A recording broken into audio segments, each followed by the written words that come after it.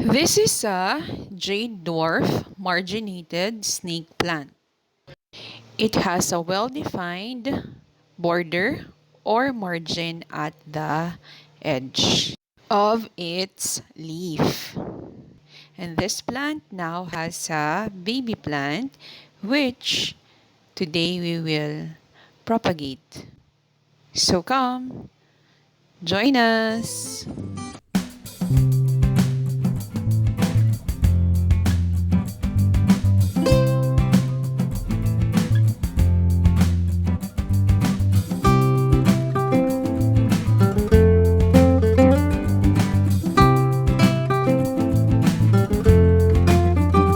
Hi there, welcome back to our channel. My name is Mommy G. We have two jade dwarf snake plant, the marginated and regular form.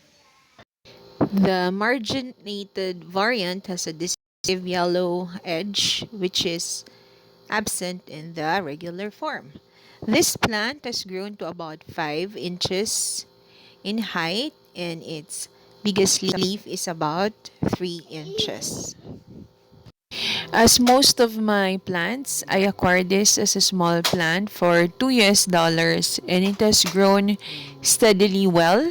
After 14 months, it has produced a pop. And now we will be propagating this by plant division. We have prepared our materials. We have there the mother plant, a scissor which we'll use to gently cut the rhizome in our small pot with a soil mix of 3 parts pumice and 1 part garden soil. Snake plants require a fast draining soil mix. You can also use a cactus mix. First, we'll remove the plant from the pot. Here you can see that the roots have grown quite well. And we will first remove the soil so we can see the rhizome properly. What we will do is we'll use a scissor to cut in that area. Gently make sure that the pop have roots as well as the mother plant to ensure the survival of both. So we've cut it using a scissor and now we can divide this easily. Usually, I allow the baby plant or pop to grow for a few months before I separate it from the mother plant. Now it's time to transplant these plants back to their pot and we'll be placing this in an area that is exposed to direct heat or sun.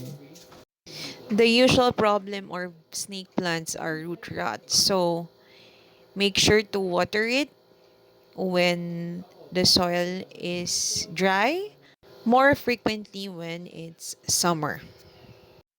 This variant can also be propagated by leaf. However, I did not do that.